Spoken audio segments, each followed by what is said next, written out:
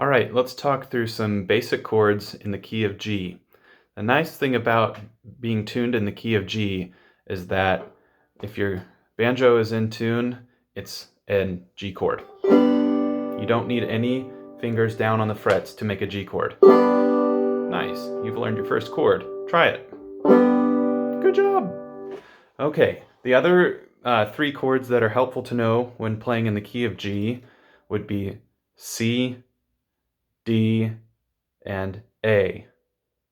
We might also throw E minor in there today because it's pretty easy.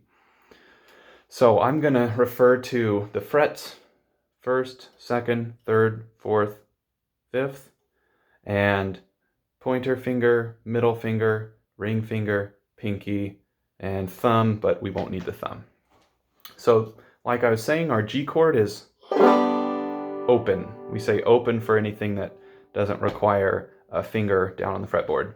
For a C chord, we'll take our middle finger and put it on the fourth string, second fret. We'll take our pointer finger on the second string, first fret, and our ring finger on the first string, second fret. So going backwards now, that's the ring finger on the first string, second fret, pointer finger, second string, first fret, and the middle finger, fourth string, second fret. So you'll notice that this third string is open. Try it.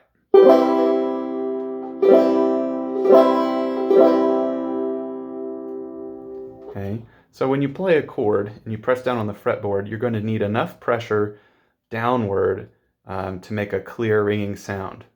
I'm on the second fret of the first string. You can try this with me. If you don't quite put your finger all the way down hard enough,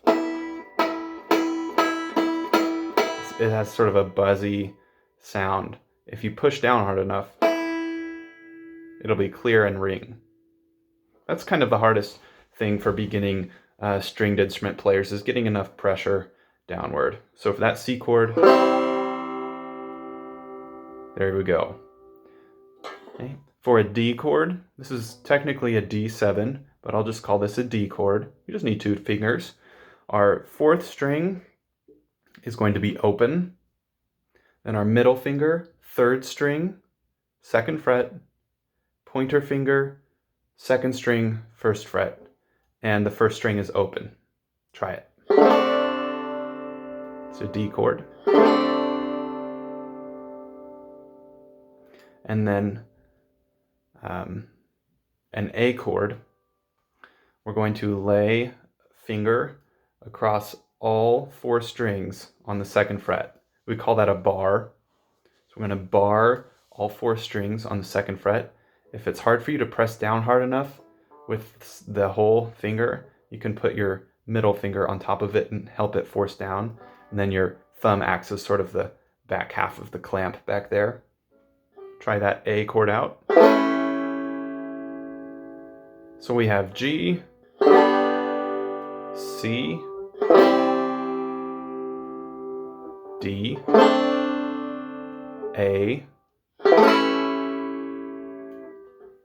Okay, and then one more chord for an E minor chord.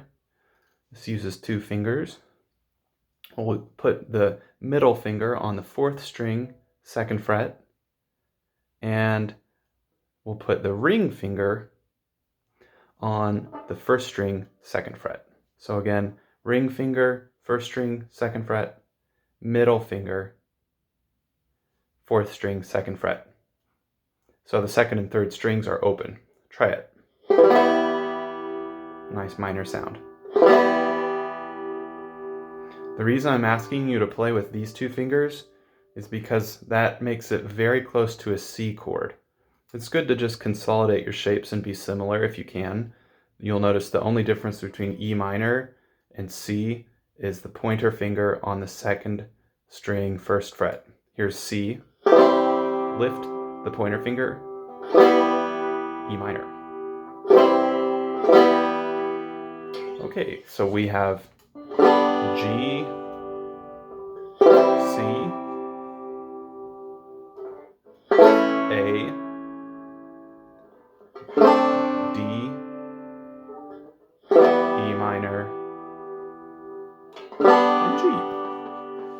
So for most songs, simple songs in the key of G that use a banjo, you probably don't need more than those 4 chords. The biggest challenge is going to be then lining up your claw hammer pattern with chord changes in there. And then the next challenge will be playing a melody with your claw hammer pattern while using chord shapes up here with the left hand. So see your chord video to learn, your claw hammer pattern video to see more about the claw hammer pattern, and also reference the tuning video, because no matter how right your fingers are up here for chords, if your banjo's not in tune, they will not sound right. So see that video to teach you how to tune your banjo.